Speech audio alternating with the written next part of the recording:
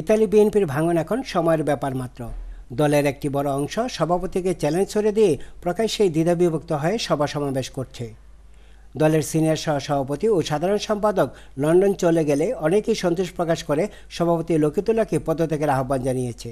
তারা বলেছে, ষড়যন্ত্র করে আর ক্ষমতা ধরে রাখা যাবে না।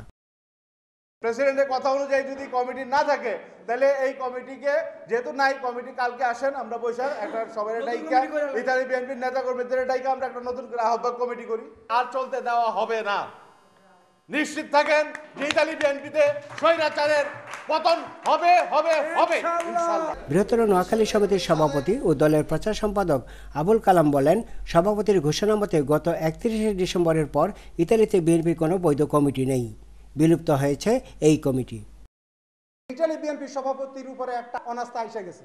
সভাপতি সাহেবের যদি লজ্জা থাকে তাহলে ইতালি বিএনপির সভাপতি সাহেব আগামীকালকে পত্রিকাতে জানাবেন যে উনি ইতালি বিএনপি থেকে পদত্যাগ করেছেন।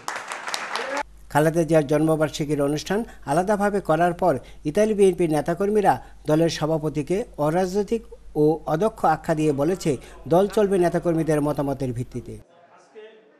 যার পায়ের নিচে মাটি নাই সে আবার কিভাবে সাংগঠনিক ব্যবস্থা নিব? কারণ এত সংগঠন বা গঠনতন্ত্র সম্বন্ধে কিছু বুঝেই না, কারণ অজ্ঞ লোক সবকিছু বলতে পারে।